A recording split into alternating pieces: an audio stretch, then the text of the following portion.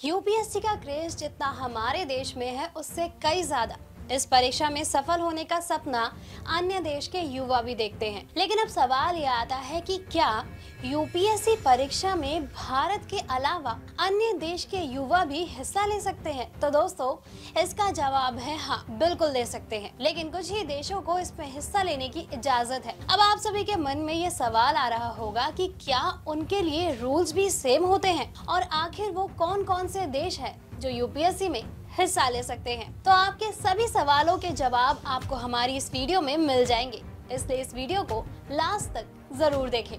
नमस्कार, स्वागत है आपका प्रभात एग्जाम के हमारे YouTube चैनल पे। अगर आप हमारे चैनल पर पहली बार आए हैं तो हमारे चैनल को लाइक और सब्सक्राइब करना ना भूलें। तो बिना किसी देरी के चलिए शुरुआत करते हैं हम आज की यह वीडियो। सबसे पहले हम बात करते हैं कि आखिर वो देश कौन कौन से हैं जिन्हें यूपीएससी में हिस्सा लेने का मौका मिलता है। तो दोस्तों, इसमें सबसे पहला नाम आता है नेपाल का, जो भारत का पड़ोसी देश है। इसके साथ ही भूटान और तिब्बत के एस्पिरेंट्स यूपीएससी परीक्षा में हिस्सा ले सकते हैं, लेकिन इन्हें इस टर्म में सिटीजन ऑफ नेपाल नहीं कहा जाता, बल्कि इन्हें सब्जेक्ट ऑफ नेपाल कहा जाता है। इसी तरह भूटान के नागरिकों को सब्जेक्ट ऑफ भूटान कहा जाता है, और ये एस्पिरेंट्स यूपीएससी परीक्षा दे सकते हैं। इस परीक्षा को देने के संबंध में नेपाल, भूटान और तिब्बत के नागरिकों को सिटीजन की बजाय सब्जेक्ट लिखने का मतलब है कि इंडियन कॉन्स्टिट्यूशन यानी भारत का संविधान नेपाल, भूटान और तिब्बत के लोगों को भारत की सरकारी नौकरी के लिए अप्लाई करने की इजाजत देता है। लेकिन इन देशों के एस्पिरेंट्स को आईएएस या आईपीएस का पद नहीं दिया जाता।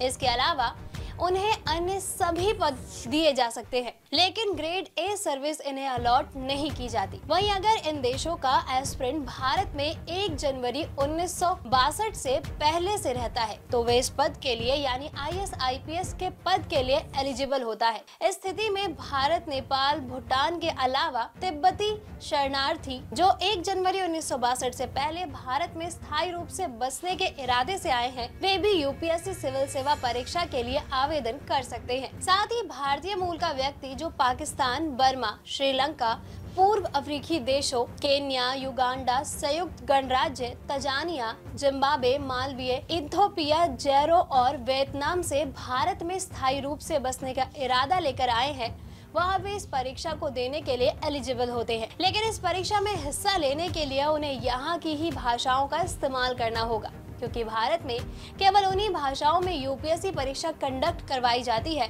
जिनका जिक्र हमारे भारतीय संविधान में किया गया है। इसकी तैयारी के लिए उन्हें पहले यहाँ की भाषा और परीक्षा के सिलेबस को अच्छे से समझने की जरूरत होती है। तो दोस्तों, अब आपको पता चल ही गया होगा कि भारत के अलावा किन किन देशों के एस्पिरेंट्स यूपीएससी परीक्षा में हिस्सा ले सकते हैं। अगर आपको हमारी वीडियो पसंद आई हो तो इसे अपने दोस्तों के साथ जरूर शेयर करें, और अगर आपके पास हमारे लिए कोई भी सवाल हो तो उसे कमेंट में लिख के हमें जरूर बताएं। जल्द ही आपसे फिर मुलाकात होगी एक नई वीडियो पे एक नए टॉपिक के साथ। तब तक के लिए नमस्कार।